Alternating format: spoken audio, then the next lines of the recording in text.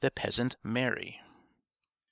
It was the second day in Easter week. The air was warm, the sky was blue, the sun was high, warm, bright, but my soul was very gloomy. I sauntered behind the prison barracks. I stared at the palings of the stout prison fence, counting the movers, but I had no inclination to count them, though it was my habit to do so. This was the second day of the holidays in the prison. The convicts were not taken out to work. There were numbers of men drunk, loud abuse and quarreling was springing up continually in every corner. There were hideous, disgusting songs, and card parties installed beside the platform beds.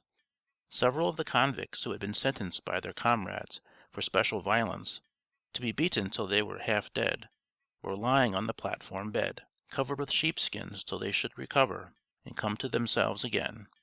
Knives had already been drawn several times. For these 2 days of holiday, all this had been torturing me till it made me ill.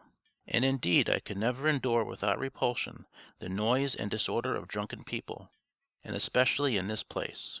On these days even the prison officials did not look into the prison, made no searches, did not look for vodka, understanding that they must allow even these outcasts to enjoy themselves once a year, and that things would be even worse if they did not. At last a sudden fury flamed up in my heart. A political prisoner called M. met me. He looked at me gloomily, his eyes flashed, and his lips quivered. "Je hais ces brigands," he hissed to me through his teeth, and walked on. I returned to the prison ward, though only a quarter of an hour before I had rushed out of it, as though I were crazy, when 6 stalwart fellows had all together flung themselves upon the drunken Tatar Gazin to suppress him, and had begun beating him. They beat him stupidly.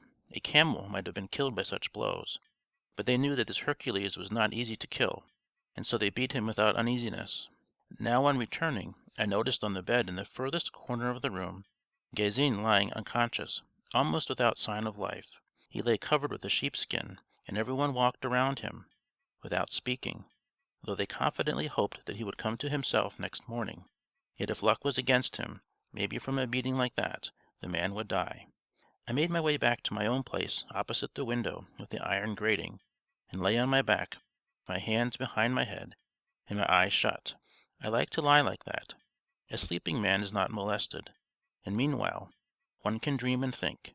But I could not dream. My heart was beating uneasily, and M.'s words, "Je hais ces brigands," were echoing in my ears. But why describe my impressions? I sometimes dream even now of those times at night, and I have no dreams more agonizing.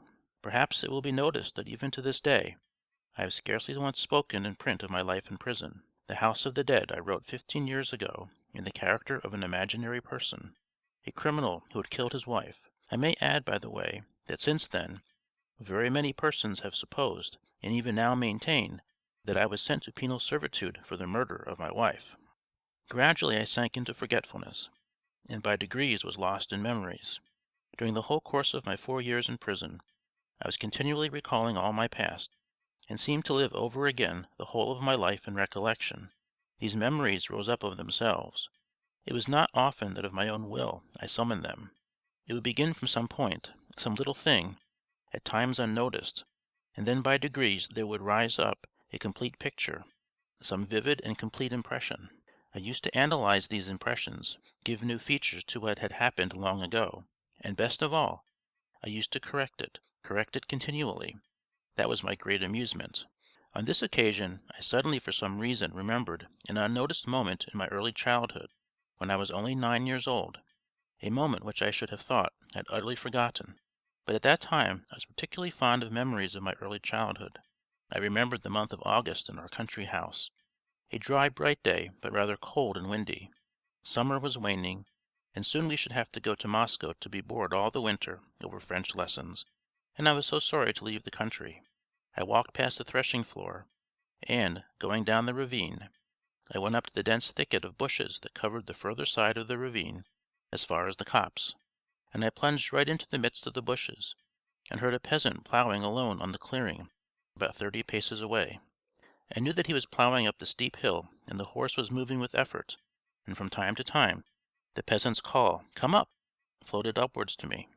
I knew almost all our peasants, but I did not know which it was ploughing now, and I did not care who it was. I was absorbed in my own affairs. I was busy too. I was breaking off switches from the nut trees to whip the frogs with.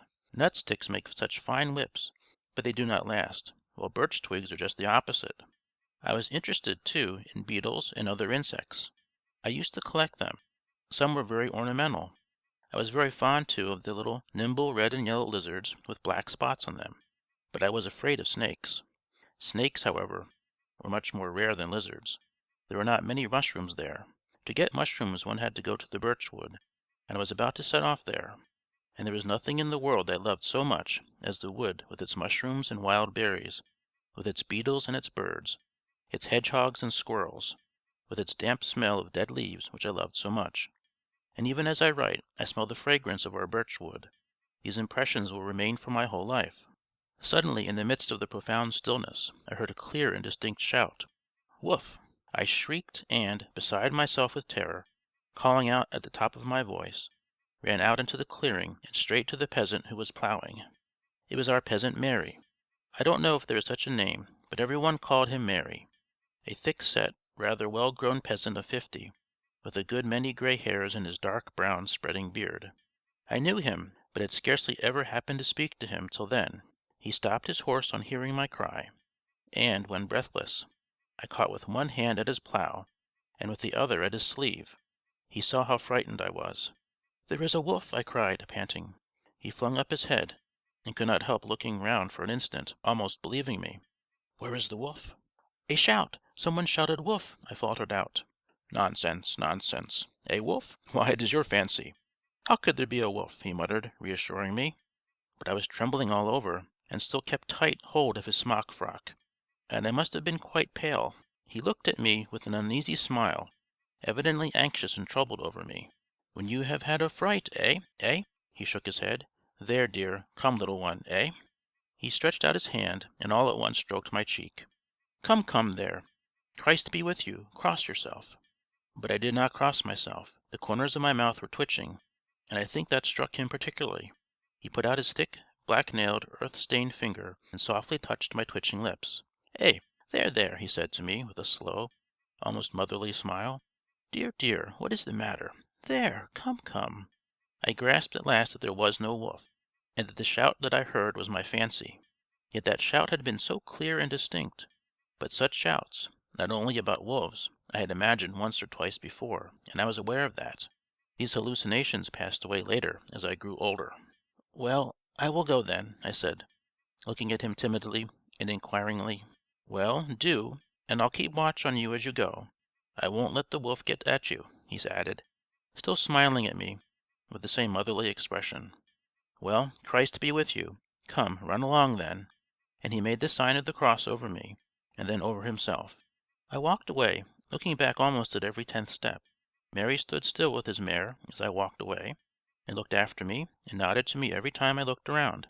I must own I felt a little ashamed at having let him see me so frightened, but I was still very much afraid of the wolf as I walked away, until I reached the first barn halfway up to the slope of the ravine. There my fright vanished completely, and all at once our yard dog, Volchok, flew to meet me. With Volchok I felt quite safe, and I turned round to Mary for the last time. I could not see his face distinctly, but I felt that he was still nodding and smiling affectionately to me. I waved to him, he waved back to me, and started his little mare. "Come up!" I heard his call in the distance again, and the little mare pulled at the plough again. All this I recalled all at once. I don't know why, but with extraordinary minuteness of detail. I suddenly roused myself and sat up on the platform bed, and, I remember, found myself still smiling quietly at my memories. I brooded over them for another minute. When I got home that day, I told no one of my adventure with Mary. And indeed it was hardly an adventure, and in fact I soon forgot Mary. When I met him now and then afterwards, I never even spoke to him about the wolf, or anything else.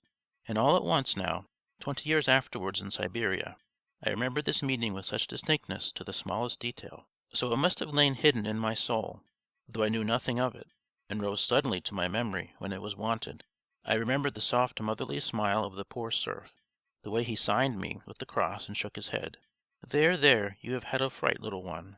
And I remembered particularly the thick earth-stained finger with which he softly and with timid tenderness touched my quivering lips. Of course anyone would have reassured a child, but something quite different seemed to have happened in that solitary meeting, and if I had been his own son, he could not have looked at me with eyes shining with greater love. And what made him like that? He was our serf, and I was his little master after all.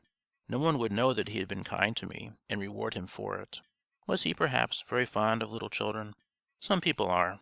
It was a solitary meeting in the deserted fields, and only God, perhaps, may have seen from above with what deep and humane civilized feeling, and with what delicate, almost feminine tenderness, the heart of a coarse, brutally ignorant Russian serf, who had as yet no expectation, no idea even of his freedom, may be filled.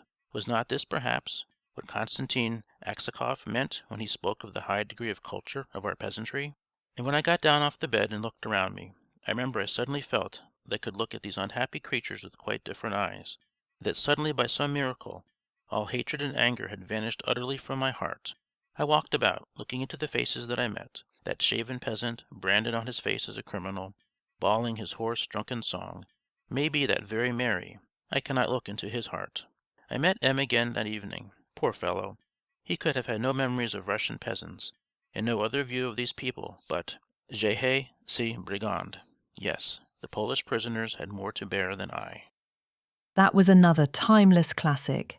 Which book should we read next? Let me know in the comments.